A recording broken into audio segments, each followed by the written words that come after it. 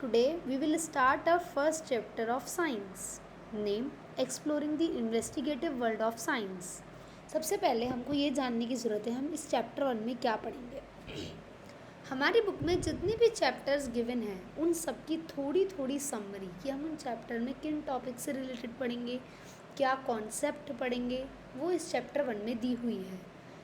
इससे कोई एग्ज़ाम में क्वेश्चन नहीं आता है कि एग्ज़ाम में आपसे कोई नहीं पूछेगा चैप्टर 1 से क्वेश्चन।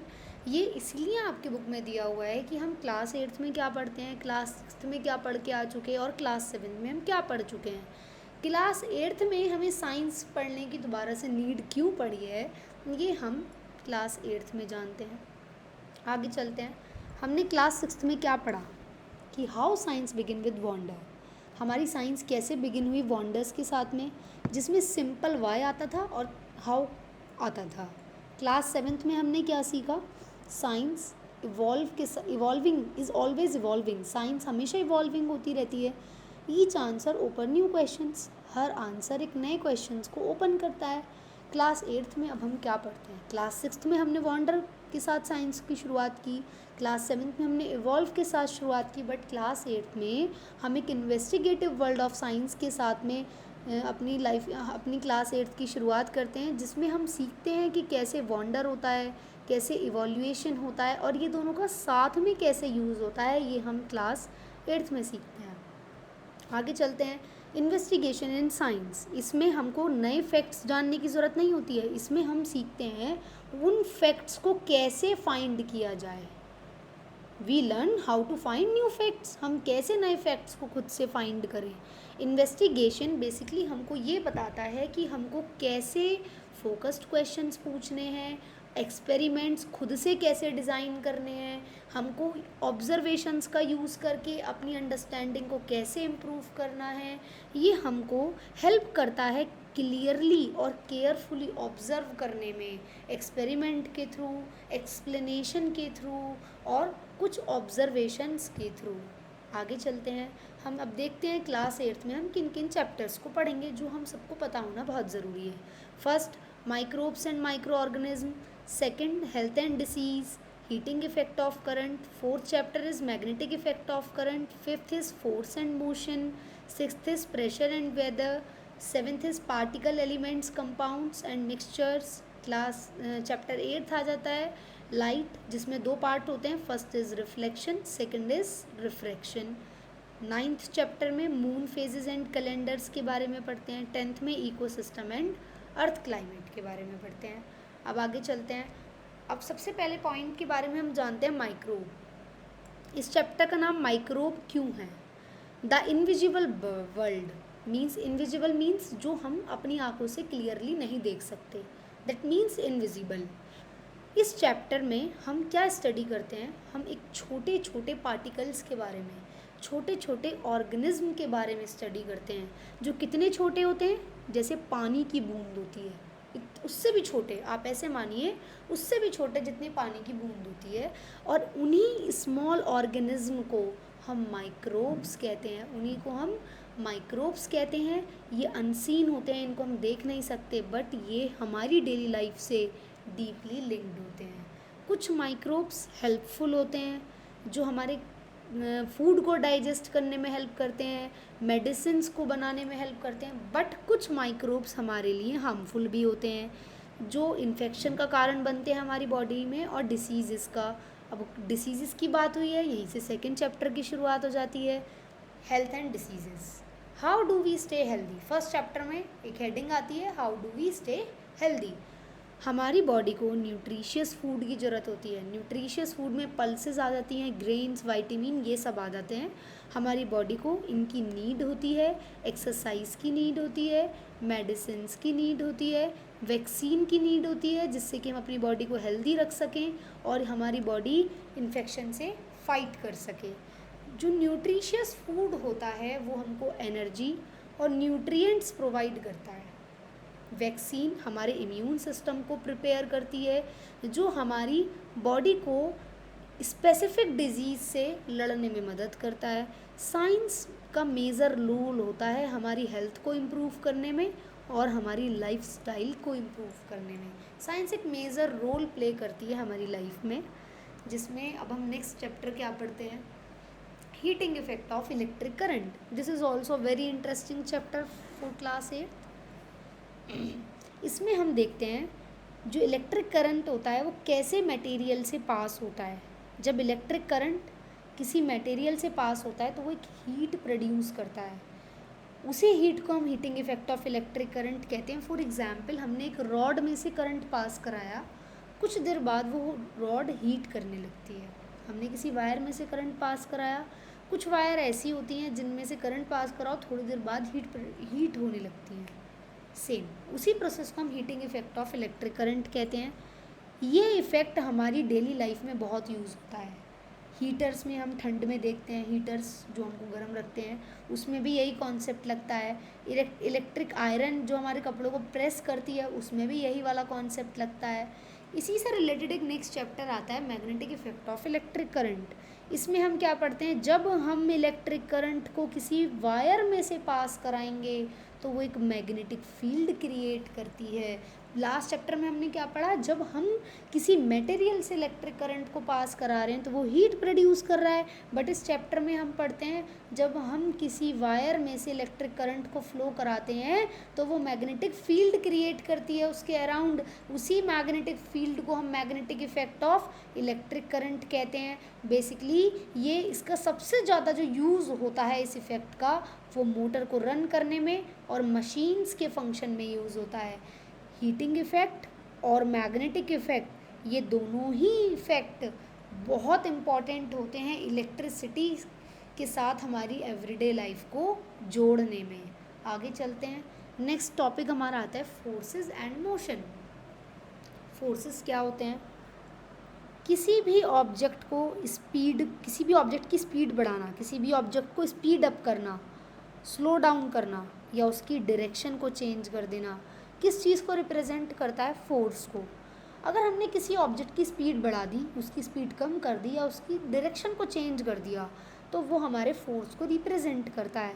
सपोज़ हमने एक बॉल को ऊपर की तरफ फेंका, जब हमने उस बॉल को ऊपर की तरफ फेंका तो वो ग्राउंड की तरफ वापस आएगी. वो बॉल ऊपर जाने के बाद नीचे ग्राउंड की तरफ क्यों आई, क्योंकि उस पर हमारी अर्थ एक ग्रेविटेशनल फोर्स लगा रही थी. बहुत इंपॉर्टेंट फोर्स है.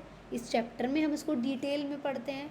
सेकंड एग्जाम्पल, हम कोई गाड़ी चला रहे हैं, सडनली ब्रेक अप्लाई कर दिए, गाड़ी रुक जाती है, उस फोर्स को हम ब्रेकिंग फोर्स कहते हैं. डिटेल में इस चैप्टर में स्टडी करेंगे. यही फोर्सेस की अंडरस्टैंडिंग हमारी मोशन को समझने में हेल्प करता है कि हमारी एवरीडे लाइफ में मोशन का क्या काम है, मोशन कैसे वर्क करता है. उसको तभी हम समझ सकते हैं जब हमको पूरी तरीके से फोर्स की अंडरस्टैंडिंग हो. Next point is pressure. Pressure का मतलब होता है किसी भी एरिया पर हम कैसे फोर्स को लगा रहे हैं. How force is spread over an area, हम कैसे किसी एरिया पर फोर्स को स्प्रेड कर रहे हैं वो हमारा प्रेशर के अंदर आता है. जितना छोटा प्रेशर होगा, जितना छोटा एरिया होगा उतना ज़्यादा प्रेशर होगा. फॉर एग्जांपल, हमने एक बैग टांगा हुआ है जिसकी स्ट्रिप का एरिया बहुत कम है, मीन्स स्ट्रिप बहुत पतली है, तो ज़्यादा प्रेशर लगाएंगे, हमारे कंधों में जल्दी दर्द होगा. अगर उस बैग की स्ट्रिप का एरिया थोड़ा ज़्यादा है, बैग की स्ट्रिप थोड़ी मोटी है, तो वो कम प्रेशर लगाएंगे, हमारे कंधों में कम दर्द होगा. सेम ये चीज़ प्रेशर के कॉन्सेप्ट को समझाती है. जो फोर्स और प्रेशर होता है वही डिसाइड करता है कि कैसे एयर मूव करेगी. जो स्मॉल डिफरेंस होता है एयर प्रेशर में वो जेंटल ब्रीज का कारण बनता है. इतने हार्ड्स वर्ड्स को अभी मत देखिए आप. जेंटल ब्रीज क्या है हम इस चैप्टर में डिटेल में स्टडी करेंगे. जो लार्ज डिफरेंस होता है एयर प्रेशर में उसका कारण क्या होता है, स्ट्रॉन्ग विंड. वो स्ट्रॉन्ग विंड का कारण बनता है, साइक्लोन का कारण बनता है. और यही पावरफुल वेदर इफ़ेक्ट करता है हमारे एग्रीकल्चर को, हमारी डेली लाइफ को और हमारी सेफ्टी को. डिटेल में हम इस चैप्टर में इस चीज़ को समझ पाएंगे. बात करते हैं आगे. Everything is made of tiny particles. हर चीज़ छोटे छोटे पार्टिकल से मिलकर बनी है. ऑल मैटर अराउंड अस, हमारे आसपास जितनी भी चीज़ें हैं वो छोटे छोटे पार्टिकल से मिलकर बनी हुई होती हैं. अब मैटर अराउंड अस किसकी बात हो रही है, सॉलिड, लिक्विड और गैस.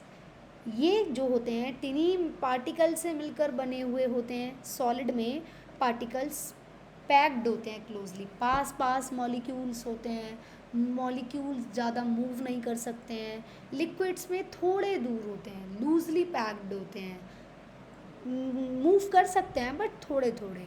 गैसेस में पार्टिकल्स स्प्रेड आउट होते हैं, फैले हुए होते हैं, कहीं भी मूव कर सकते हैं फ्रीली, उन पर कोई रोक टोक नहीं होती है। लिक्विड में क्या होता है, थोड़े लूजली पैक होते हैं, कम मूव कर सकते हैं but can be movable. Gases के केस में ऐसा नहीं होता है। इन्हीं पार्टिकल की अंडरस्टैंडिंग हमारी हेल्प करता है why air exerts pressure. Question paper में बहुत बार क्वेश्चन आता है, explain why air exerts pressure, क्यों एयर प्रेशर को एक्सर्ट करती है। इसका आंसर हमको इसी चैप्टर में मिलता है। Why water boils at a certain temperature, इसका आंसर क्यों पानी एक सर्टेन टेम्परेचर पे ही गर्म हो रहा है, इसका आंसर भी हमको इसी चैप्टर में मिलता है। तो इसीलिए हम इस चैप्टर को हमारे लिए पढ़ना बहुत ज़रूरी हो जाता है। बात करते हैं आगे, elements, compounds and mixture. Material जो है, मटेरियल का क्लासिफिकेशन एक इम्पॉर्टेंट पार्ट होता है हमारी साइंस में। एलिमेंट्स क्या होते हैं, प्योर सब्सटेंस होते हैं, only one type of particle से मिलकर बने हुए होते हैं एलिमेंट। कंपाउंड क्या होते हैं, कंपाउंड वो होते हैं जो दो या दो से ज़्यादा एलिमेंट से मिलकर बने हुए होते हैं। मिक्सचर कॉम्बिनेशन होता है, किसका, are the combination that can be separated by physical methods. Mixture combination होता है पार्टिकल्स का, मिक्सचर कॉम्बिनेशन ऑफ पार्टिकल्स होते हैं, हम इनको फिजिकल मेथड की हेल्प से सेपरेट कर सकते हैं। चीनी को आपने चाय में मिलाया, एक सल्यूशन बन जाता है, वो एक तरीके का मिक्सचर है। आपने पानी में नमक को मिलाया, एक सल्यूशन बन जाता है, वो एक तरीके का मिक्सचर है। ठीक है, आगे बात करते हैं, light and reflection, also a important chapter of class 8th। इसमें हम क्या देखते हैं, लाइट एंड रिफ्लेक्शन में, जब भी हमारी किसी सरफेस पे लाइट आकर गिरती है, सपोज़ ये एक सरफेस है, इस पर लाइट आकर गिरी, तो इस पॉइंट पे एक प्रोसेस होता है, या तो रिफ्लेक्शन का या रिफ्रैक्शन का। सपोज़ हमारा एक पॉइंट है, लेट्स टेक अ पॉइंट, ये एक लाइट आकर गिरी, इस पॉइंट पे या तो रिफ्लेक्शन होगा या रिफ्रैक्शन होगा। इन दोनों में से क्या हो रहा है, ये हम इस चैप्टर में पढ़ेंगे। जब जब लाइट किसी सरफेस पर आकर पड़ती है, तब हम उस प्रोसेस को रिफ्लेक्शन कहते हैं। लाइट अगर किसी मिरर पे आके रिफ्लेक्ट हो रही है, मिरर भी हमारे पास कैसे भी, कर्व मिरर भी हो सकता है, फ्लैट मिरर भी हो सकता है, और रफ सरफेस भी हो सकता है। अगर लाइट किसी पर आकर पड़ रही है तो उसका रिफ्लेक्शन होगा ही होगा, फिर चाहे वो फ्लैट मिरर पे आके पड़े, कर्व मिरर पे आके पड़े, और चाहे किसी रफ सरफेस पे आकर पड़े, इस बात से कोई मतलब नहीं है। ठीक है, मून के पास में अपनी खुद की कोई लाइट नहीं होती है, एक इम्पॉर्टेंट पॉइंट, मून के पास अपनी खुद की कोई लाइट नहीं होती है, वो सनलाइट को रिफ्लेक्ट करता है। क्या करता है मून, सनलाइट को रिफ्लेक्ट करता है। मून क्या करता है, हमारी जो सनलाइट है उसको रिफ्लेक्ट करता है। बहुत बार पेपर में ये क्वेश्चन भी आता है। आगे जो कर्व्ड मिरर होते हैं वो क्या एक्सप्लेन करते हैं, why we see a distorted image in a shiny metal spoon.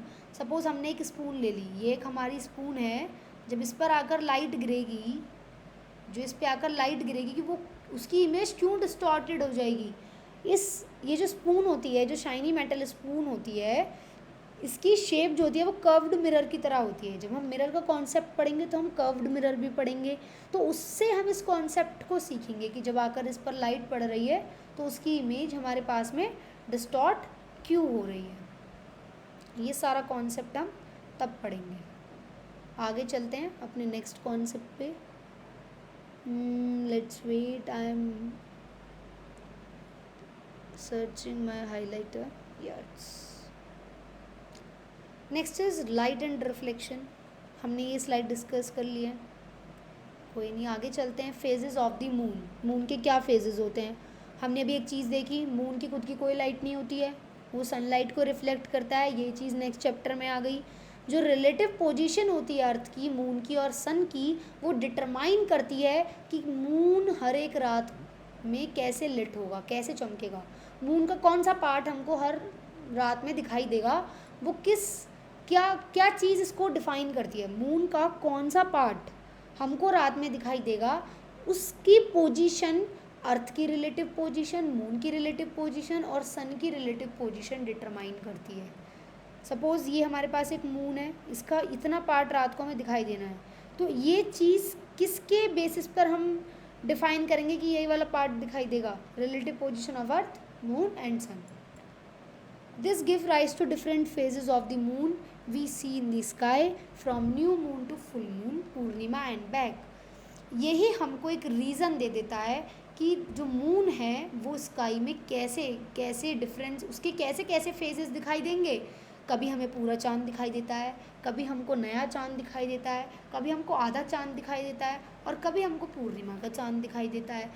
ये इस बात पर डिपेंड करता है कि कैसे कैसे मून के फेजेस इस बात पर डिपेंड करते हैं, क्या रिलेटिव पोजीशन अर्थ की है, क्या मून की है, क्या सन की है. पूर्णिमा के बाद, after purnima the bright part gradually shrinks each night. पूर्णिमा के बाद क्या होता है, जो ब्राइटर पार्ट होता है मून का वो धीरे धीरे श्रिंक होता रहता है, हर एक रात में वो श्रिंक होता रहता है. Moon phases and calendar. Regular और प्रिडिक्टेबल साइकिल जो होती है मून की वो हेल्प करती है ह्यूमन टाइम ट्रैक कर सकते हैं. किस बेसिस पे वो ट्रैक कर सकते हैं? जो रेगुलर और प्रिडिक्टेबल साइकिल होती है मून की वही हेल्प करती है ह्यूमन की ट्रैक करने में टाइम को. केयरफुली अगर हम ऑब्जर्व करें सनराइज़ को, सनसेट को, ल्यूनियर साइकिल को, वही ह्यूमन को कैलेंडर क्रिएट करने में हेल्प करती है. फर्स्ट कैलेंडर कहाँ से क्रिएट हुआ है, उसको कहाँ से ह्यूमन को इंस्पिरेशन मिली कैलेंडर को क्रिएट करने की? सनराइजेस को ऑब्जर्व करके, सनसेट को ऑब्जर्व करके, ल्यूनियर साइकिल को ऑब्जर्व करके. हमने 8th क्लास में बेसिकली हम देख ही रहे हैं हम कैसे क्वेश्चंस को आस्क करेंगे, हम कैसे ऑब्जर्व करेंगे चीज़ों को कि हम एक नया एक्सपेरिमेंट खुद से कर सकें, हम कैसे फैक्ट्स को क्रिएट करेंगे. अब हम बात करते हैं फैसिनेटिंग फैक्ट के बारे में. The calendar that decide our daily routine on earth are linked to the motion of object far beyond our planet. जो कैलेंडर हमने बनाए हैं अब वो डिसाइड करते हैं हमारे डेली रूटीन को, और वो किससे लिंक होते हैं? मोशन ऑफ ऑब्जेक्ट से लिंक होते हैं. और बेसिकली ये हमारे प्लैनेट में एक बहुत बड़ा रोल प्ले करती है ये चीज़.